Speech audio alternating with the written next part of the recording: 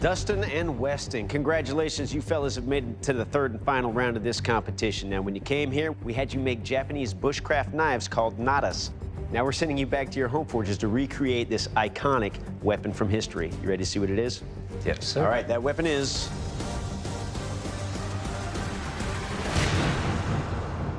the Zulu Warax. Good luck, Bladesmiths. We'll see you in 4 days. Good luck. Good luck. Spent a little bit of time in South Africa, so I've seen some small versions of this. I'm planning on doing a Damascus exterior on both sides, and then I'm gonna leave a 80 CRV2 internal core. First weld on the billet looks like it's going really well. It's time to draw the billet out. I'll cut it and reforge it. That should get me 57 layers of Damascus. I'm gonna twist that to make a really cool pattern. Now it's time to stack it with 80 CRV2 so that if something happens with one of my welds, the axe still has a good, strong, solid core.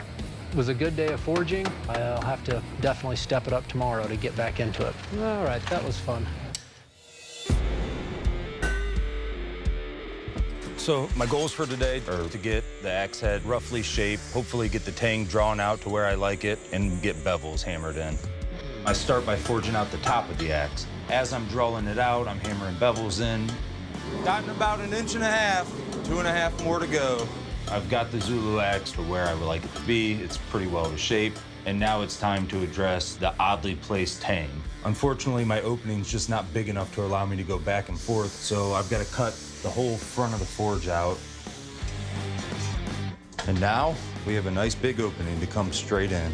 The length of my tang is the biggest obstacle right now. It's too skinny as well as short.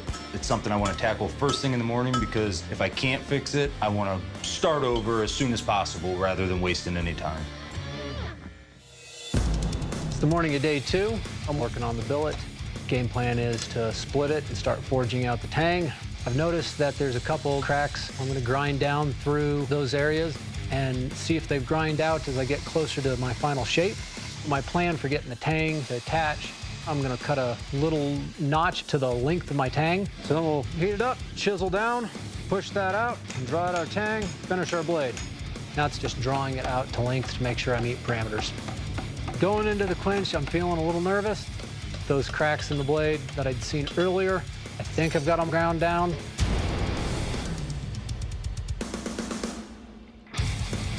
I think we dodged a bullet on this one. I think it's looking really good. So I start today off with a problem with my tang. My tang is just way too skinny as well as short. I cut 2 pieces of high carbon steel, fit them up next to my tang. I weld them in to make it wider and longer. But with so much going right, eventually something's gonna go wrong. My breaker blew. I'll be back in 1 second. I really hope this isn't a reoccurring issue today. I have a lot of work to do when I build my quench tank, and there's a lot of welding involved to do so. My quench tank is gonna be like a trough style. I'm gonna horizontally quench it. So I'm getting ready to weld, and I'm thinking it's gonna be fine. As soon as it tries to start, poof, my breaker goes out. So back and forth and back and forth. So many, many trips to the breaker later, I have a finished quench tank. I feel good now. I'm happy. What a pain in the ass that was, man. Now I've got to get it quenched. So I go into the oil, and I've got this thing quenched, straight, skates like glass, solid as an oak. I couldn't be happier. Top of day 4. The game plan for today is put the final edge on the blade and then try to get the wood section of this build figured out. I've got a section of Osage orange that I've been working on, and I've got another section of African ebony. I'd really like to use the ebony. I think the black would work great with the Damascus. Best way to tell if this handle will hold up to the judges' testing is to test it here first. Yep. Just what you don't want to have happen to your expensive, beautiful piece of ebony, but better here than there. Now it's back to the Osage orange handle. Before I do the final glue up and get my blade mounted to the axe handle, I want to get the final edge put on the blade. The convex grind I've put on this should have enough backing behind it to keep the edge from having any damage if it hits wood or bone. It's looking sharp. Time's up, and there's nothing else I can do to it. I feel like it's going to perform well. It should be able to handle all the tests. Liking it. It's looking good. Plans for today are to do some more grinding on my axe head, and I've got to do a little bit more work to my handle. I'm gonna spend a little time on the grinder, cleaning it up, getting it to where I want it to be. Now the blade is 90% done without an edge on it. It's time to get back to my handle. So now I'm gonna do some burn work on this handle. I've never done it before, so I hope it really makes the grain pop. It definitely came out really nice. So now to finish the blade, I'm gonna do an acid edge. I'm really stoked right now. It's just better than I could have imagined. So I put a convex edge on it, something that can withstand smashing, but can also be sharp enough to slice. Awesome. Your Zulu Warax look quite scary, but it's time to find out what kind of lethal damage they can do. To find that out, I will take your weapon, deliver some chops and slashes on this boar carcass. Dustin, you're up first. You ready for this? Let's do it.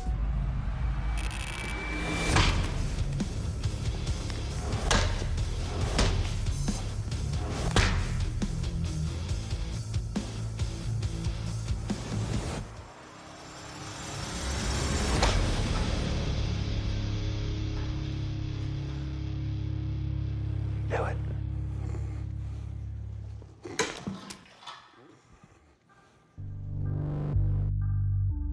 Well done, sir. Thank you, sir.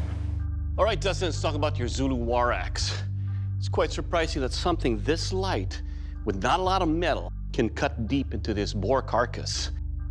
Your blade stayed true. The handle construction is ovoid enough to where, even though it tapers, I have a very good feel for it. Overall, sir, it will kill. Thank you. All right, Weston, your turn. So you ready? Yes, sir.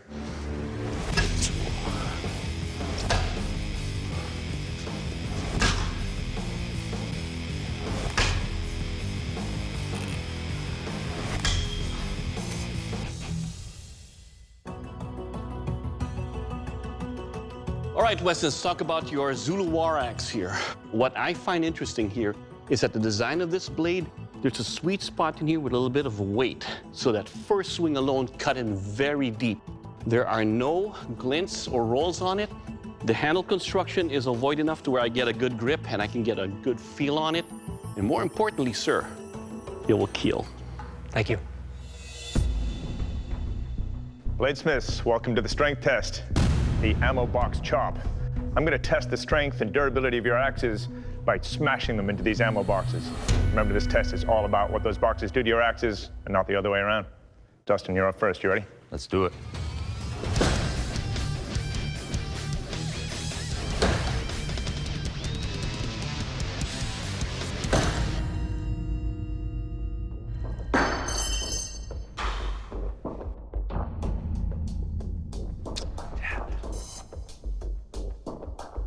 Well, Dustin, got an obvious issue here. I'm looking at your grain in here. It's beautiful. It's nice and velvety, tight. But right here, there's a little dark spot, which was a crack. It happened right where the join of your tang and your blade is. And that little crack is a stress riser, and it leads to big failure. Sure.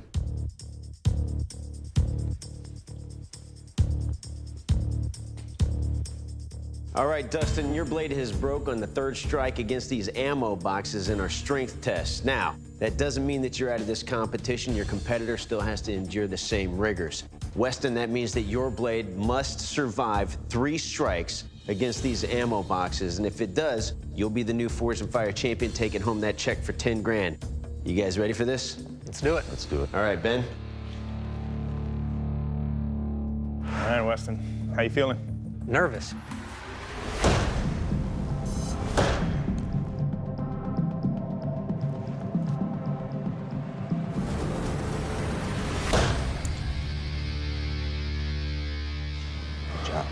Thanks. Well, Weston, it held up. Nice job. This is a nice light axe, a lot of fun to swing. With every swing, I could feel the reverberation, just it kind of jiggling in my hands. It was singing. Really well done. Thank you. Thank you. Weston, congratulations. Your blade held up. Dustin, that means that your blade doesn't make the cut. I'd like to invite you to shake our hands, shake your competitor's hand, and then exit the forge. Great job, man. Thank you, sir.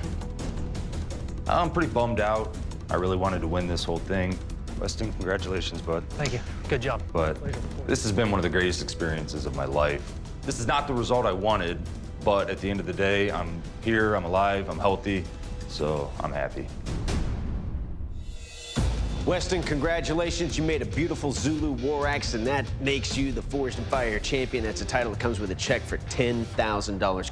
Come forward and shake our hands, my friend. I am the Forged in Fire champion, and I feel elated. I came here to prove that I could compete with some incredibly talented smiths, and I came out on top. It's been a blast.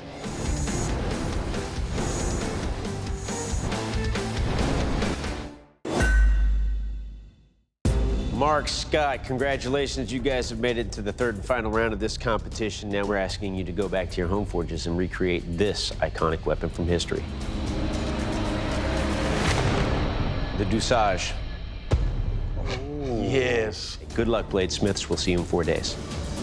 Good luck, buddy. Hey, man. Here we are, ready to kill it. I want to have this blade shaped and ready for heat treat. If I could heat treat on the end of day one, I'll be really good in line. Right now, I am gonna start trying to grind a little bit of taper in this blade and make sure that fuller sets in as deep as I can get it. Kind of thinned it out a little bit. I didn't want to grind too much before heat treat. That looks rad. I like that a lot. Once I got that thing rubbed to shape and got the bend in with my little whacking method, it was time to just heat treat it. All right, boys and girls.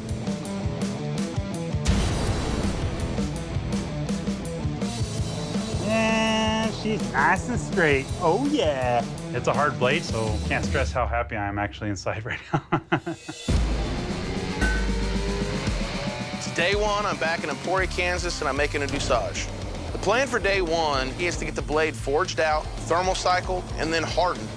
There's a lot put into the handle work, so I'm wanting to get my forging done as quick as possible. I always like to forge thick, grind thin, and not have to worry about warps. One of the hardest parts is done, getting your tang done. Now just put a point on it, hammer the bevels in.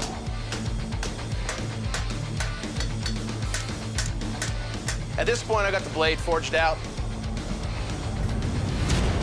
I get it down into the oil. Oh yeah, baby, that's a good sign right there. No warps, nice and straight. It's a huge relief. It's like when you have to poop and then you finally get to go. It's just one of the best feelings ever. Beginning of day 3, I'm feeling spunky, ready to get going. Let's get to work. Today is gonna be making that clamshell guard. So I have chunks of lead that I use for casting. And so I'm gonna use that lead. I think it'll absorb that steel a little bit better. The first thing I do is make myself a die with rounded edges and a round nose. I'm just gonna smash into it. That's gonna turn out pretty nice. I was hitting it with a ball peen hammer and realized that I actually liked the hammer look into this lead block a lot better, so I just ran with it. Dude, that thing's fitting awesome. End of day 3, got a lot more done than I anticipated, so things are cruising along pretty good. Starting out on day 4, and the last part of the guard I have to make is the clamshell guard. So I just laid it out on a piece of sheet metal, cut it out, and just started working it from there. Once I get the lines put in the clamshell, I stick it in the forge, and I actually start curving it to the shape of my fist. Ooh, damn, that's hot. It's really important you get it snug enough to actually work properly and protect your fist, but also it's not so tight that it's just digging into your hand. Guard done. Final assembly, that's what I'm gonna be working on now. It is the end of day 4, and I'm feeling great, because I finished my sword, and it looks good. Beginning of day 4, all I gotta do is make sure this thing's sharp. Let's slice some fruit up, and let's see this thing work. This thing is razor sharp. The sword feels great for me, so I'm hoping it's the same for somebody who knows how to use one. It tastes good, too. All right, Bladesmiths, welcome to the kill test. To find out what kind of lethal damage your weapon will do, I'll take your weapon, deliver some slashes and thrusts on this big carcass. Scott, you're up first. You ready for this? Oh, yeah. Let's do this. I am super excited to see Doug chop up a pig with my blade. I run my mouth all the time like, I can do that, I can do that. So now is the time to see if I can really walk the walk, because I know I can talk the talk.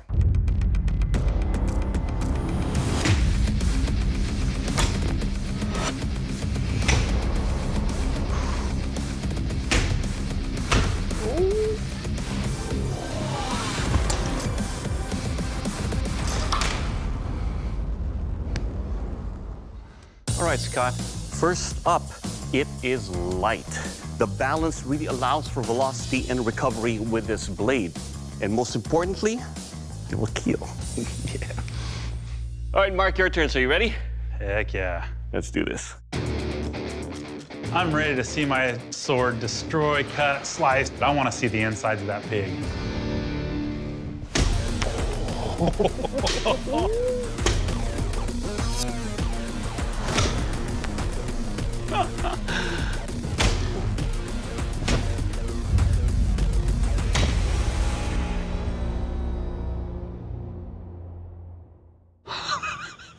He's just hanging there like chewing gum. All right, Mark, let's talk about your blade here. It's beautiful in its creation. The edge is sharp. I was quite amazed with the cuts. I was surprised that it cut that deeply. The one thing, though, is that that guard right there rubs on my knuckle. Not bad, but it does rub on the knuckle. Despite that, it will kill. Yes. Whew. All right, gentlemen, welcome to the strength test, the whiskey barrel chop. Yeah. Now, to test the strength and overall construction of your swords, I will be swinging into these whiskey barrels. So, Scott, you're up first. You ready for this? Oh, yeah. All right.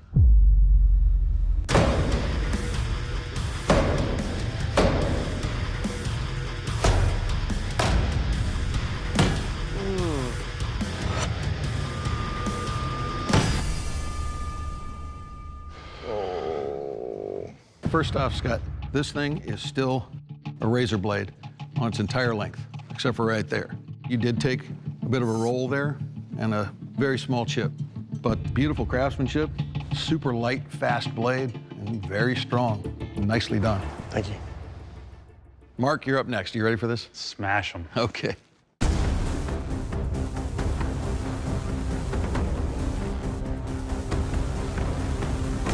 Here she goes.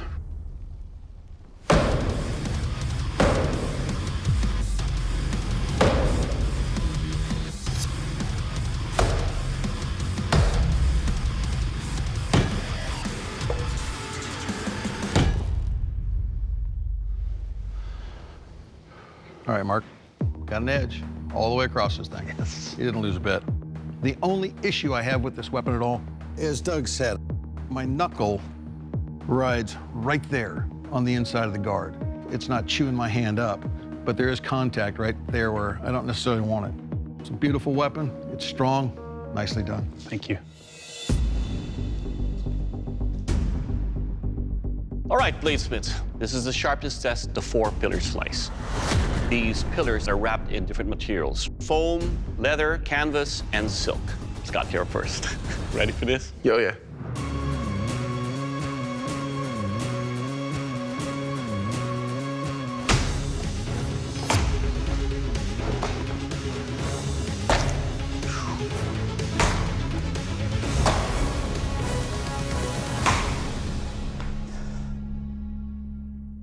All right, Scott, let's talk about your weapon here. It is light. Every cut, it cuts nicely. Overall, sir, it will cut. Thank you.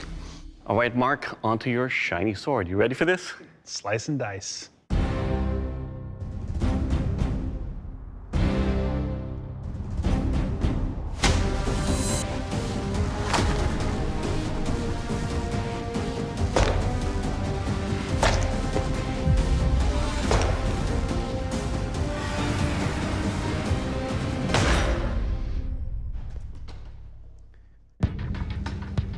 All right, Mark, let's talk about your blade here. That's a cutter right there. You can feel the weight and the power with your slashes with this. On the leather, it did cut. It's just because the thicker kind of blade that you have here did cut all the way through. But overall, sir, it'll cut. Nice. Mark, Scott, both of you guys turned in incredibly competitive blades. However, the judges have completed their deliberation. They've made their final decision. Our new Forged in Fire champion is Scott. Congratulations. Mark, unfortunately, the judges have decided that your blade doesn't make the cut. Mark, when we have a competition with two blades that perform as amazingly as your two blades do, it comes down to judging the craftsmanship of the blade. Your blade rubbed our knuckles. For that small reason, we're letting you go. Understand?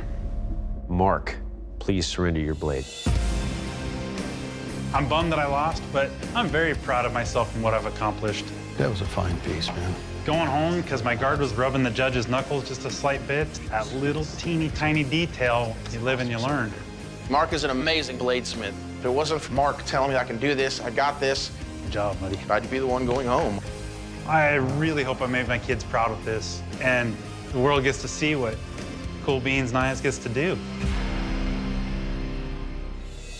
Well, Scott, in one of our tightest competitions to date, you've become the Forged and Fire champion, and that's a title that comes with a check for $10,000. Good job. Thank you, thank you. Ah, I won, baby, yes! This ranks up there with getting married, having children. Oh, yeah, I'm a Forged and Fire champion too, by the way. What's next for me?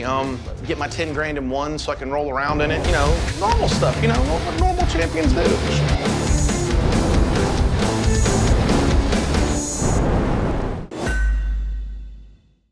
John, Mike, congratulations. You've both made it into the final round of this competition. Now we're sending you back to your home forges to recreate an iconic weapon from history. That weapon is the Bardish. Sweet. Vicious and menacing, the Bardish was a favorite of Eastern European infantry soldiers during the 16th and 17th centuries. Its large crescent-shaped axe head measured nearly 2 feet at the edge and could cleave through flesh and bone. Specialized soldiers called streltsy would use the Bardish's pole to balance their muskets for firing from a distance, then switch to their axe during melee combat. Though rare in American pop culture, you can experience the Bardish's savagery on the virtual battlefield in the game Chivalry Medieval Warfare. Good luck, Bladesmiths. We'll see you in 5 days. All right, let's do this. Day one.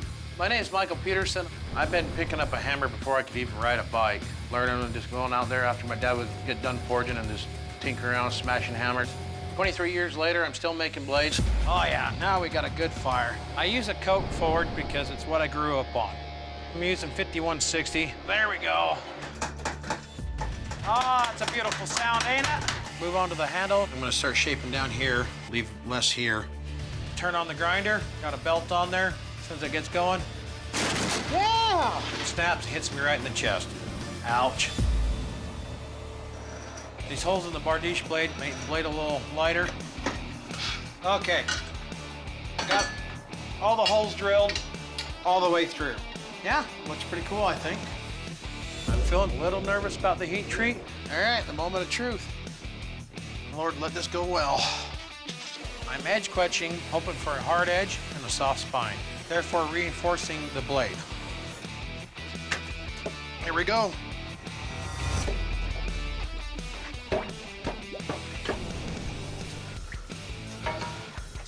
Foul test. Oh yeah, we got her. Yeah! Everything's ready to put together. I have a little concern about the weight. Just like that. A little bit front heavy, does bother me a little. But at this point, not much I can do about it. My name is John Wigger.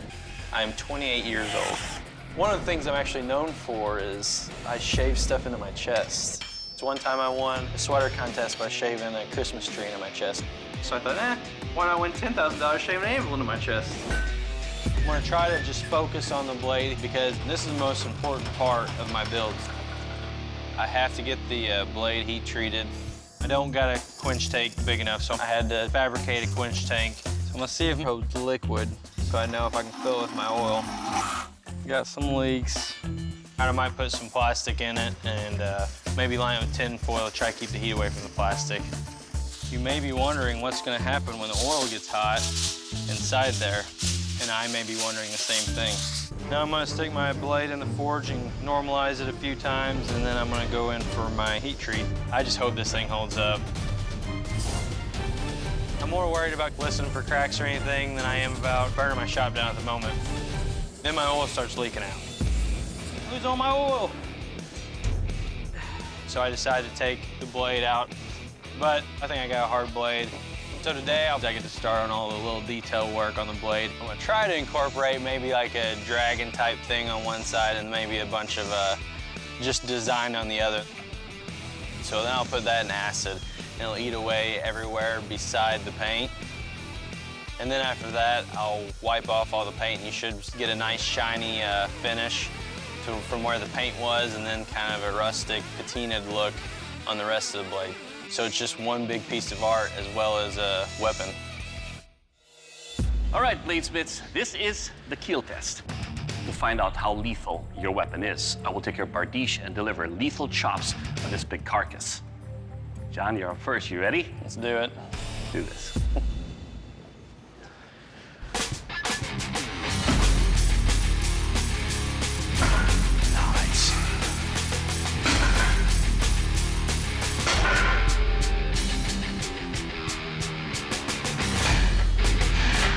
Nice. Head on, brother. All right, John, let's talk about your Bardish here. I love the swells. By putting these swells right there, it allows me to adjust my hand and get a good grip every time I move it around. Your blade right here is razor sharp. Cuts through spine, bones, and thick flesh. Overall, sir, your Bardish will kill. I got something to show you. Oh, sure. Kill test. Oh, it will kill! Good job, I'm glad. I was hoping to kill because I did that. Well, good job. All right, Michael, your turn. You got anything to show me? Nope. All right, you ready for this? Yes, sir. Let's do this.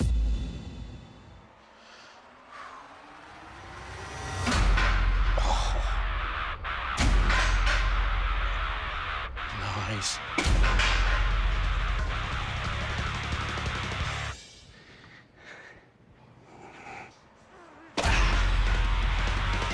Sorry.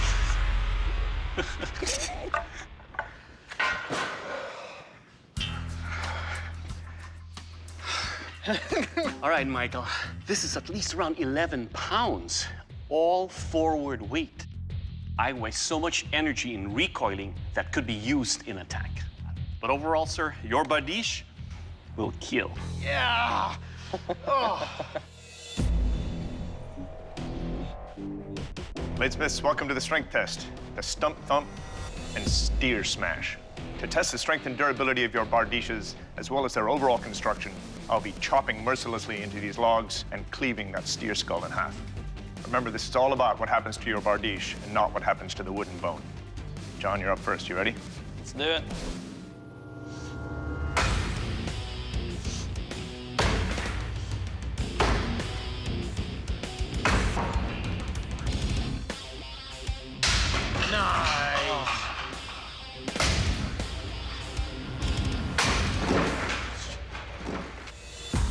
Awesome.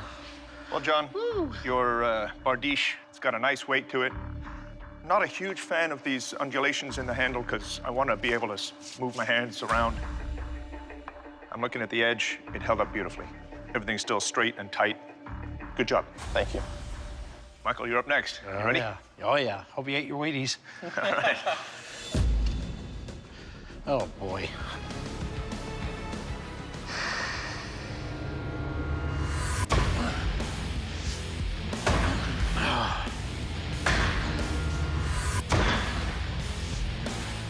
All right.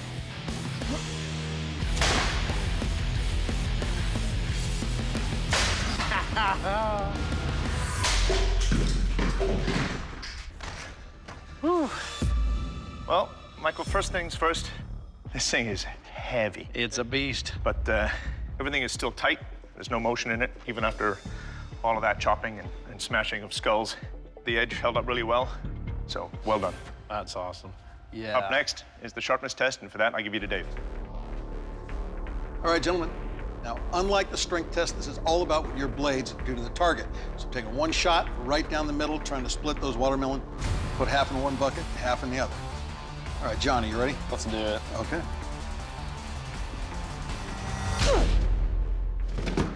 Nice.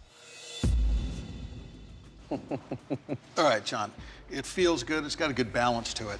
The shape of this is really nice. The cutting edge, curved like that, cut through the watermelon beautifully. Sharp weapon. It's nice and done. Thanks. All right, Michael, you're up. Are you ready? Bring out the beast. Okay.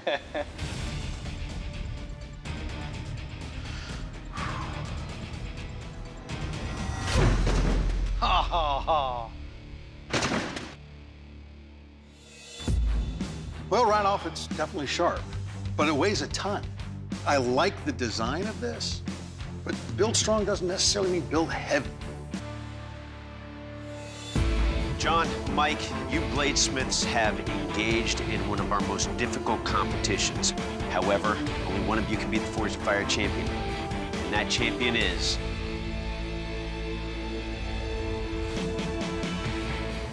John, congratulations. You're our new Forged in Fire champion. Mike, unfortunately, your weapon didn't make the cut. Please surrender your weapon. My experience here was definitely a challenge, pushed me to my limits. I learned a lot. I might not be the Forged in Fire champion, but I still feel like I'm walking away a winner. John, congratulations. You're the new Forged in Fire champion, and that is a title that comes with a check. For how much? 10 grand. Please present your Bardish to the judges. This is the most mentally, physically, emotionally stressful time, but also the best time of my life. Woo! Forged in Fire champion. I'm super excited to get home and tell my wife about the great news, and now next thing coming up, I'm gonna be having a baby boy. So, I mean, this is a wonderful year, thank God.